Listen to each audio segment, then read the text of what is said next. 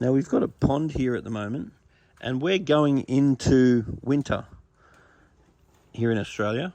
And going into winter, you really want your koi on the fatter side because they're not going to eat so well as the months get colder, and you want to make sure they're nice and fat. So these guys at the moment are very thin. Now the reason why these are very thin is that this pond has had constant trouble with ammonia, and it has very good filtration. It has 2 big oases. Now it has very good aeration, very good water flow.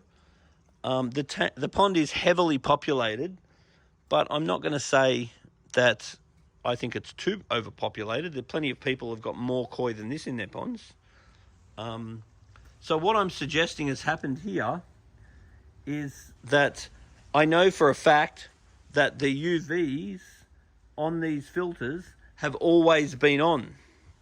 So what may be happening is the good bacteria has never really got a chance to establish in the filter. And a possible way forward is to turn the UVs off, which just means unplug these 2 units, and then we can add a bacteria supplement into the water. Now there's commercially available bacteria supplements that are sort of better than nothing, and there's also very high quality bacteria supplements that need to stay refrigerated that we can order. So we could start with a off-the-shelf one.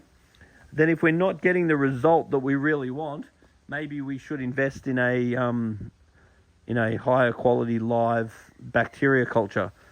And then we'll put this bacteria culture in, and it's my bet that once a good bacteria culture's in this system, therefore we've got the good worms in the compost heap, then I think our ammonia problems are going to go away. Once that happens, we need to feed these fish up. Not being silly, but just making sure we're feeding good quality foods. I would probably be looking at Spectrum's probiotics for now, because it's a very clean food and we don't want any extra waste in this pond. So I'd be keeping up the water changes. Then I would switch over to something like Danichi, and a mix of probiotics from New Life Spectrum and Danichi would be the food that I'd be looking at. And this will take a little bit of time, but that's what I'd be guessing is going to remedy this situation. Now this pond has very, very good surface agitation, but I do want to be able to appreciate the fish a little bit more. So what I'm going to recommend we do is, if possible, move that pipe that way a little bit. And then we've got some air stones, move them that way a little bit. We've already moved this one, so we've got some nice surface agitation here. And it would just be nice to see this water clear up a little bit more, debubble it a bit. The surface agitation is actually very, very good, but I'd be suggesting that one alone is probably going to give us enough surface agitation for this pond, just to clear the surface up and make it easier to view the fish. Now these filters need backwashing on a regular basis. At the moment it's getting done once every 2 months. Now on the basis that when it does get backwashed, the water comes out dirty and comes clean quite quickly.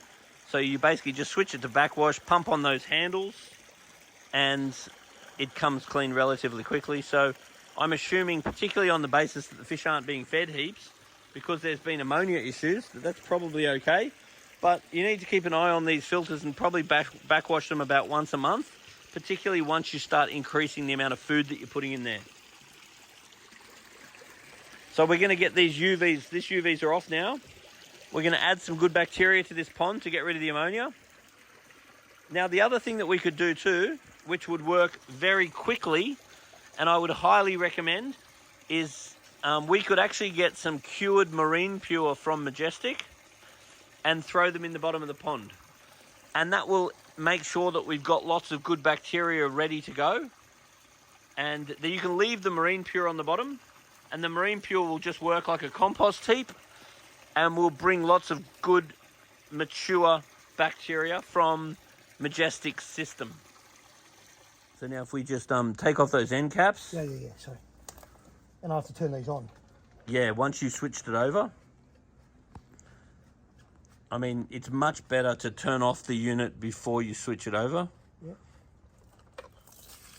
Yep, beautiful. Now what I'm trying to watch is how dirty it is. It's dirty. It's not dirty. No. It's not dirty. And you said you haven't done that for a month. Yeah. Well, I'm not going to call that dirty, no way. But mind you, you obviously haven't been feeding much. I feed them every day. Well, And I just a little handful. yeah, well, it's obviously not a lot because they're so skinny. Yeah. So once you fix this ammonia problem, you're going to have to up the food. Okay. And the main food I want you to up is Spectrum's probiotics because that's really clean. Yeah. Then as we start being confident we fix the ammonia, I do want you to use Danichi. Okay. Because fish keeping is 50% water quality, 50% food quality. Let's check this one out. I mean, I'd say that's very clean. Okay. So if you just gave that a little check once a month, Yep. and obviously pump on the handle as need be. So fish keeping is 50% water quality. I want to see that water sample again because I want to check what your nitrates are. And I'm assuming your nitrates will be very low because your filter was very clean and your, oh, it's not actually that low. So your KH, this one here, the KH, that can't be 0 or the bacteria will stop working. So far it's fine. Your hardness is 10, that's pretty good. pH, okay, I'm not happy with that at all. So we're going to need to do a water changes ASAP because that pH is bad. Now the ammonia is what's making that pH go down because the acids in the ammonia would be lowering the pH. Phosphate's very high and nitrates are high. So I'm going to recommend that this pond gets some regular water changes. For now, even if you could change sort of that much of it every day or every 2 days until we get the water right, I'd be really happy with that. So there's definitely some things we could do to improve this water. And that as far as food is concerned, Spectrum's probiotics is the main food I want now. Once we start fattening up the fish, then I want to move to Danichi because it's a slow cooked food. The reason why I want to focus on the probiotics from New Life Spectrum is that the probiotic bacteria, it has a probiotic bacteria, and the probiotic bacteria in the food means when the fish poo, the bacteria in the poo eats the poo, so it really helps keep the pond clean. And at the moment, we've got some of this, so that's quite a good food. So I would introduce that into the diet later on once we've fixed everything up again. So in the long run, Danichi and probiotics are my favorite foods, but while you've got this food, I'd slowly get that into diet because it's really quite a good food as well.